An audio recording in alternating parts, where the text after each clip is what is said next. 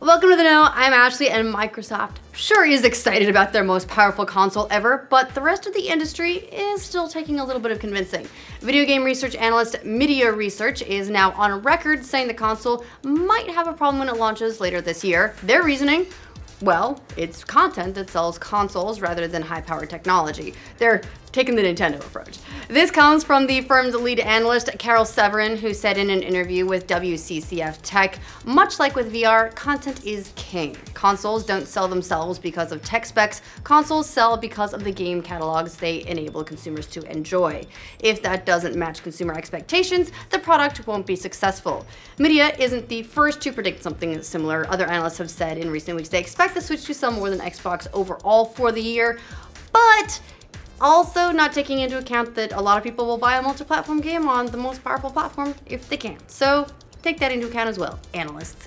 Of course, Nintendo is going to have trouble selling more Switches than the Xbox One X if they can't produce more Switches, but it looks like that might finally be happening. After promising to do better with supply in July and August, it seems that more Switches have made their way to Japan this month. Last week, sales were apparently up 46% in advance of Splatoon 2's launch, so that means they got quite a few more of the consoles out to shelves than they've been getting in recent months, because if they're all selling out, that's what you have to go by. It's uncertain whether or not that increase in production will also happen around the rest of the world. When they made their recent apology about the Switch shortages, they only made it on the Japanese website. So we'll have to keep our eyes peeled on supplies here in America, because this could be a good sign for all those hoping to grab a Switch soon, at least those who have not been able to yet.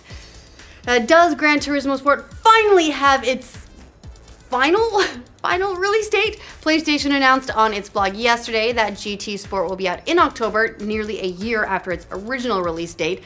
They also said now that the release date is locked, they'll be sharing some more details in the coming months about the campaign mode, various creative tools, as well as a full reveal on all the cars and tracks you can look forward to racing on launch day. In addition to all that good stuff, Sony and Polyphony Digital also released a 4K 60 FPS trailer for the game, just to whet your appetite a little bit. The game isn't that far away now. It's going to be launching on PS4 and PS4 Pro October 17th. If you felt the E3 demo of Days Gone this year left a little to be desired, well, good news. Yes, good news. PlayStation has released the same demo again. Good news? Sort of. Actually, the company has just put out an alternate version of the demo we saw at E3, only this time at a different time of day and with different weather effects, just to show you how much it changes up the gameplay. Now you can watch biker dude take on other dudes and zombies in snow, which is actually, I jest, but it's actually pretty cool. According to the developers, weather and other dynamic events will significantly impact the experience of Days Gone. So pretty sweet overall. Now it looks like we might have the tiniest bit of details about CD Projekt Red's Cyberpunk 2077 from the guy who created the pen and paper game himself. RPG master Mike Pondsmith is serving as an advisor to the game, and in a new interview with Game Reactor, he talked about how it's going to stay true to the roots with some of the pen and paper title's unique classes. When asked if Cyberpunk 2077 will include some of those classes, he said, "They're all going to be there, but you're going to find some surprises about how we've done it, and I think you're really going to like it. There's a lot of subtlety going on there."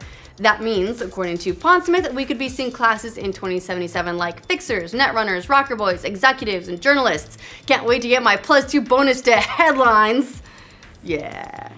Now, it's been reported that For Honor's player count has dropped off dramatically since its release in February, but Ubisoft says that's total BS. In a Twitch clip, a Ubisoft rep talks about a new patch that's rolling out, and then added, "We have a lot of players in For Honor. Believe it or not, fake news people, we have a lot of players in For Honor to roll it out too." Wow, fake news. Is For Honor running for president or something?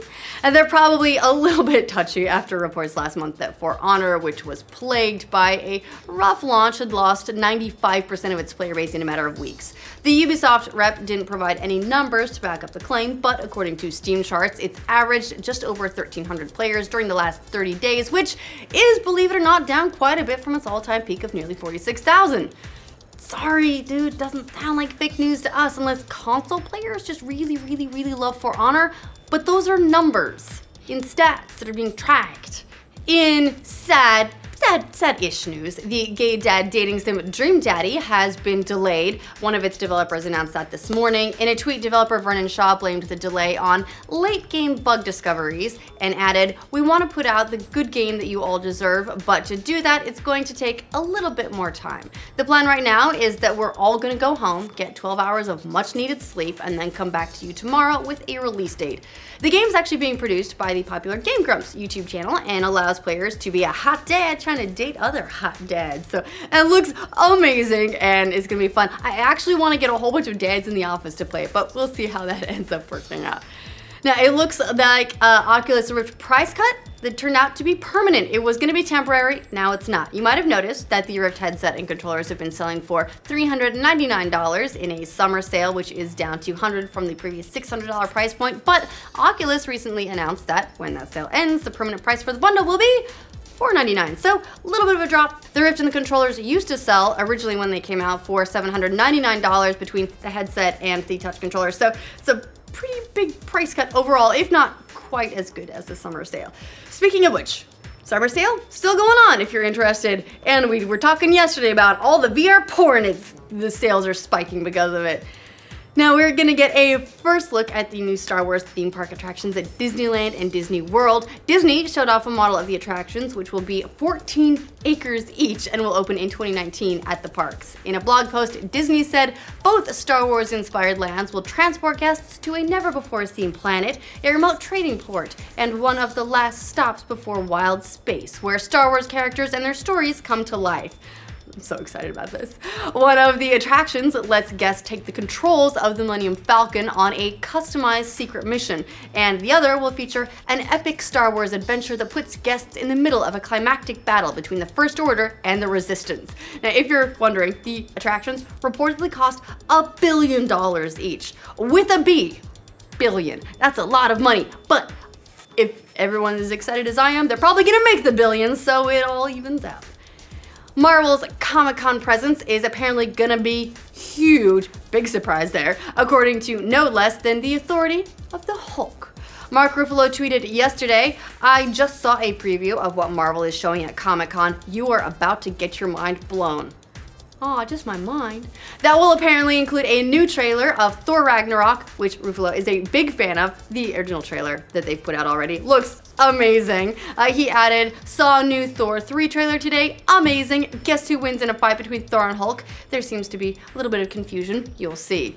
Oh, so that wait almost over. Comic-Con kicks off July 20th in San Diego, and Thor Ragnarok is hitting theaters later this year on November 3rd. Super excited for all the trailers, and I really want my first look at Black Panther, right? Now, imagine that you're getting money out of an ATM somewhere. This happens pretty frequently for a lot of us, and then all of a sudden, instead of getting your money, you get a note that says, "Please help, I'm stuck in here." Sweet prank, right? No, it actually turns out this has happened in Corpus Christi, Texas recently when a contractor got stuck inside a room connected to an ATM. Apparently, he didn't have a phone with him, so he had to send help messages through the ATM's receipt slot asking people to please call his boss. He was stuck inside for about 2 hours, which in Texas summer is absolutely brutal. Police finally rescued him by kicking the door down. Luckily, he wasn't harmed, just very embarrassed. And seriously, dude, who doesn't have their phone on them at all times? And especially if you want to go getting locked in ATMs. On another note, it turns out that the story my parents told me when I was little, that there is a man who lives in the ATM and gives you your money, it's true.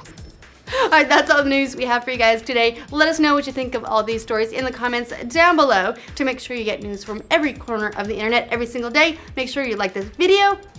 If you're new around here, subscribe, just to whet your appetite a little bit. Gran Turismo Sport is going to be available PS4 and PS4 Pro. Sorry, I'm starting to get like weird flumminess. He talked about how it's going to stay true to the tools. It's going to stay true to the tools. A Ubisoft reps. Damn it.